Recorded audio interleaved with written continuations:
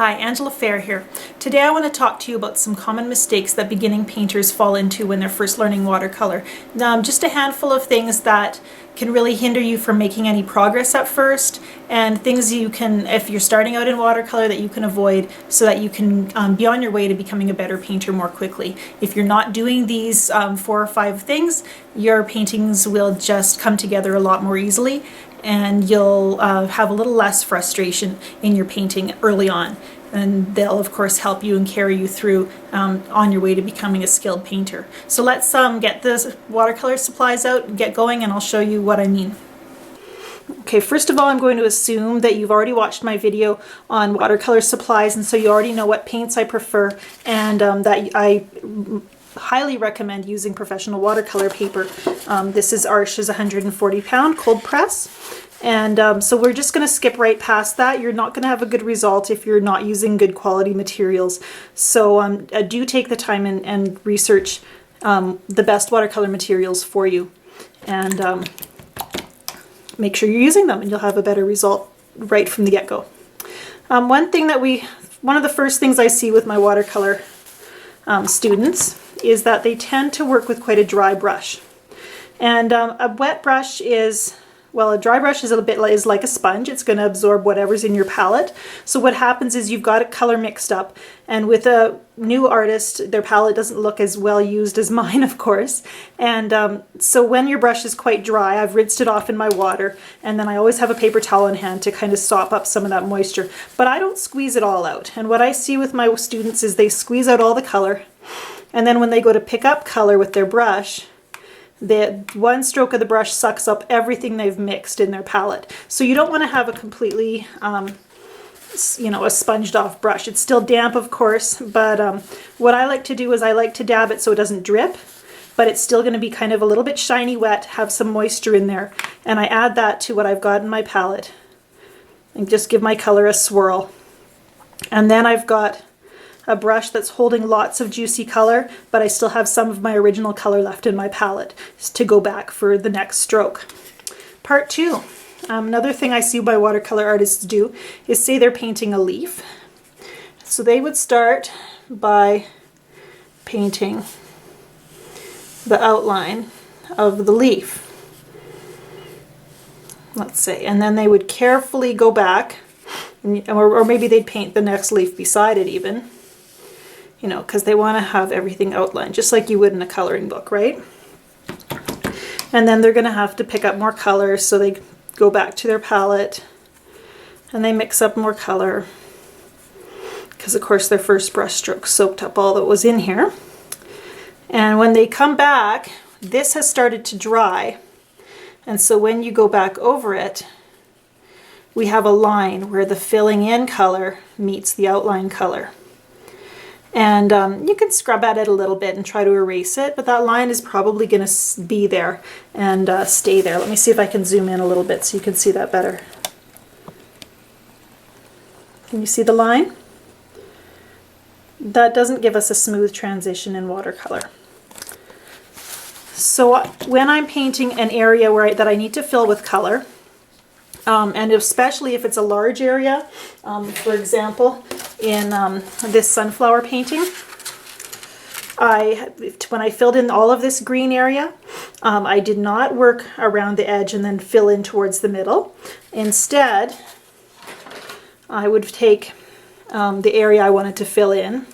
Actually, I'm going to use that painting. This is a demo from one of my classes. And then I would work, because I'm left-handed, I tend to work from left to right.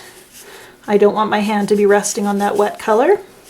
So I right away go in and basically filling in just a little bit more of the same color I already put down. But for my demonstration purposes, that's okay. And I just keep moving this way. So I went down and I started to expand into here, but I always was conscious of where my last stroke was. I do not want a brush stroke to dry before I have a chance to enlarge it. So I don't ever really outline any of my shapes. I would fill them in. Here I might work from top to bottom, but or from left to right, but I continue to add to what I have. I don't outline the area. Another thing I see, again, this goes back to that dry brush, is artists working too dry. Let's say we have a sky to paint. I'm going to mix up some sky color. And then I've got to fill it in, so I right away start painting. But my brush is pretty dry, so I'm just putting on just enough color to cover that area. And no more, no puddles of color here. More color. Go back to my palette, but you can see that as I stroke, there's little white spots showing because my paint isn't filling in. I don't have enough liquid to really fill those low areas without going back and forth over it a number of times. And I keep dabbing at it. The problem with that is it's going to dry faster. So if I want to go back in, if I decide that's too light, for example, or if I start to get areas of my painting that dry faster than the others. And when an area is dry, I'm not going to be able to go in and blot my clouds. And I'm not going to be able to add additional colors. If it's dry, I can't layer. Sometimes if you're doing a sky, you've got little streaks of a darker blue. Or maybe you're painting the dawn and you want to put in a little bit of pink. And those are all beautiful effects. But it only works if your painting is wet enough to absorb and blend those colors. Over here especially, you see it started to dry. And you can see there's a little bit of a rough edge there. That's not that soft transition that you want. Additionally, and we'll add to that as well in a moment.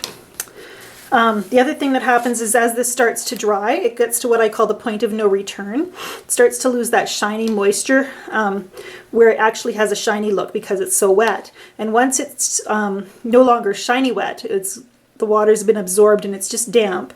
If you add in some moist color, let's see, we'll use this purple, I guess. I want quite a contrast. You add in this color to this area, and it's a moister color than what's already on your, in fact, I'm going to make it quite moist. It's wetter than the paper.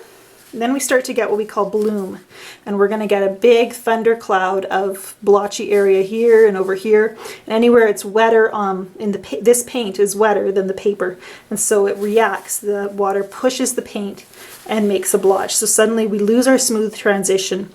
And so what I recommend for watercolor artists, when you're beginning, it's really easy to fuss over a painting. Take the time and stop. When your painting loses that shiny moisture, you can't fuss over it anymore without getting these blotchy areas, and you don't want that. Most of the time you don't want that unless you're putting it in on purpose for an effect. And so we talked about outlining. We talked about using a brush that's too dry, that sucks up all your color. And additionally, of course, it's a problem if your brush if you're working too wet and you add so much water to your painting that you've got a pool of water on the surface. It's just going to take forever to dry, and it really lightens your color so that you don't have really have a strong effect anyhow.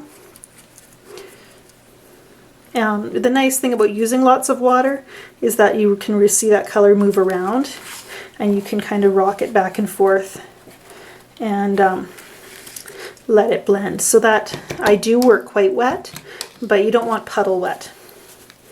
And of course my paper towel can just blot that up. The nice thing, I would rather work too wet than too dry. Working too wet, you can blot it up with your paper towel. If you're working too dry, it just dries so quickly it's set in there, and there's not a lot you can do about it once it's dry.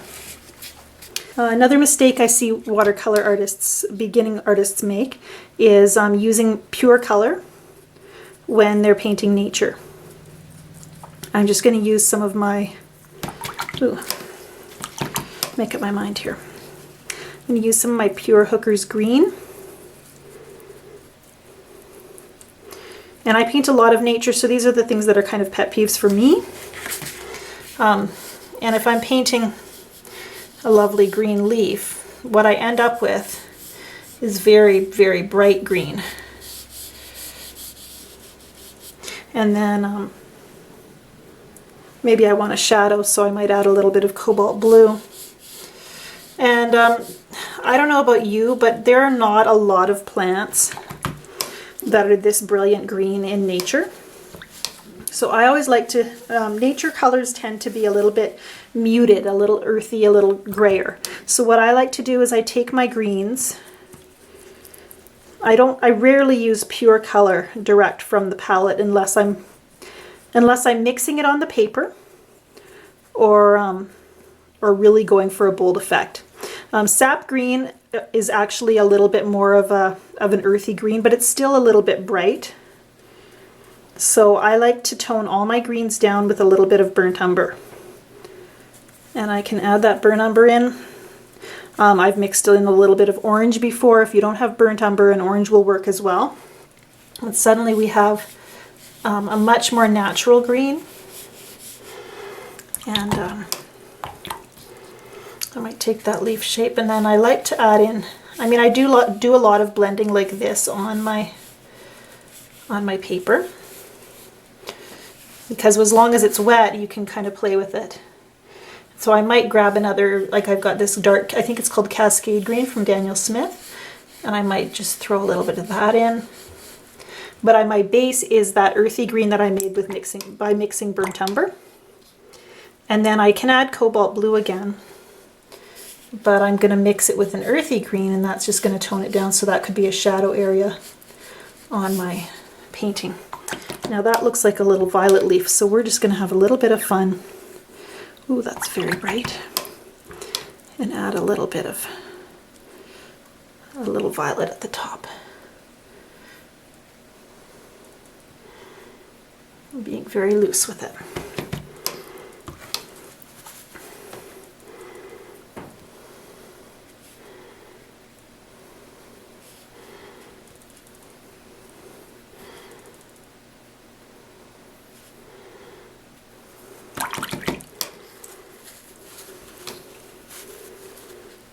And of course that violet looks lonely. I'll have to paint him some friends. But for now, I just wanted to share those few tips with you. Things watercolor artists try not to do, and things beginning watercolor artists often do.